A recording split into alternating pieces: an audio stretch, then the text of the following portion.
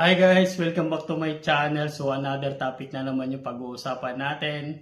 Kung kailan ba talaga yung publication sa website ng Visa Bulletin. Kasi talaga ang daming nag-aabang nitong Visa Bulletin buong mundo. So kasi dalawang category to guys na inaabangan yung family sponsored at saka yung employment based preference. Kaya talagang sabik na ang lahat na makita ang Visa Bulletin, especially now. So first month of fiscal year 2025 itong darating na Visa Bulletin for October 2024. So meron tayong ipipresent guys ng mga examples ng mga Visa Bulletin. Pinili ko lang dito guys yung first month for every fiscal year.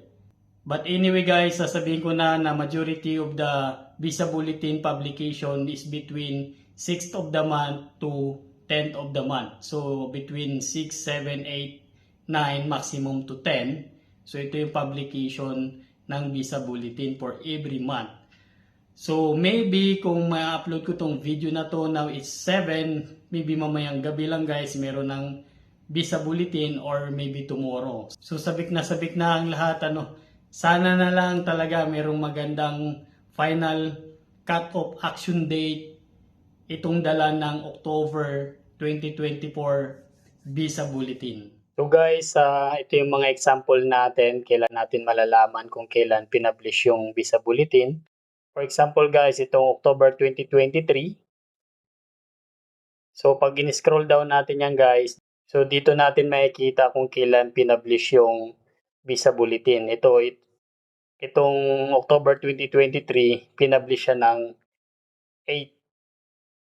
September 8. So 8 of September, ito yung publication ng Visa Bulletin.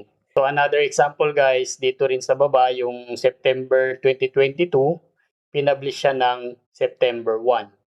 Then another example for Visa Bulletin 2021, pinablish siya ng September 7. So dito sa baba natin makikita, dito natin makikita sa baba kung kailan pinablish yung Visa Bulletin. So another example here guys, yung September 2020 Visa Bulletin. So pinablish siya ng September 8. Then another example guys for Visa Bulletin September 2019.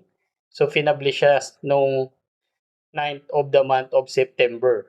Then another example here guys, Visa Bulletin for September 2018. So it was published on 10th ng September.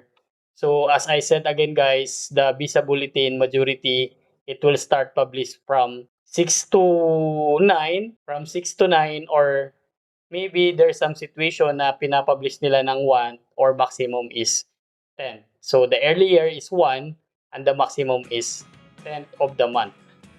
So yun lang po yung pinipresent natin ngayon guys. So maraming salamat sa inyong panonood. Dagang salamat sa inyong support dito sa aking channel. Don't forget to like, share, and subscribe to my channel. Hit the button below para updated ka for the next video guys. See you next time. Bye-bye.